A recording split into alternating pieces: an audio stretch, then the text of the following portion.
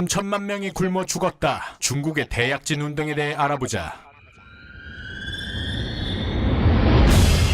중국 그것이 알고 싶다.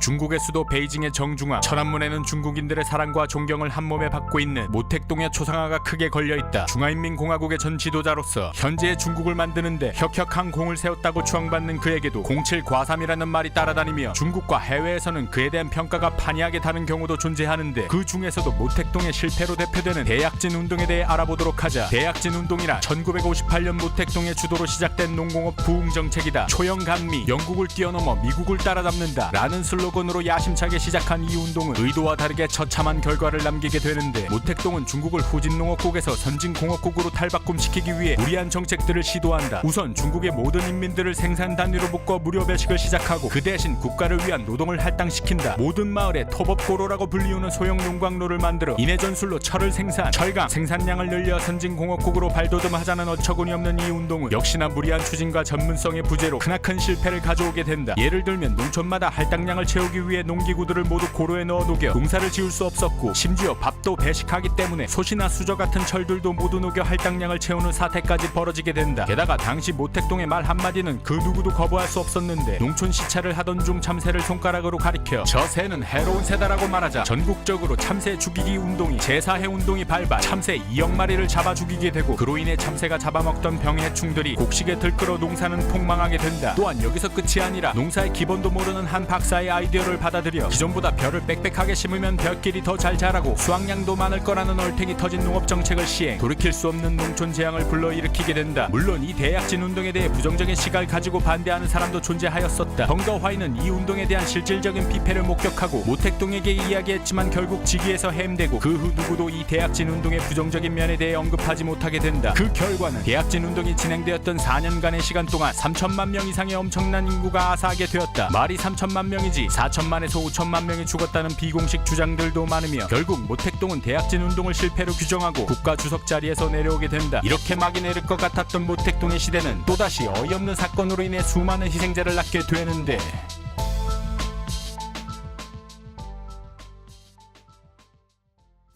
중국 그것이 알고 싶다에서 제보를 받습니다. 중국과 관련된 정보, 사건, 사고 등 알고 싶거나 알고 있는 이야기에 대해 중국 그알 미니 다큐 시리즈로 공유하고 싶으신 분들은 페이스북 중국 그것이 알고 싶다 페이지 메시지로 제보해 주시거나 해당 영상의 댓글을 통해 제보해 주시기 바랍니다. 채택되신 분들에 한해 소정의 상품을 보내드리오니 적극적이고 다양한 제보 부탁드립니다. 중국 그것이 알고 싶다.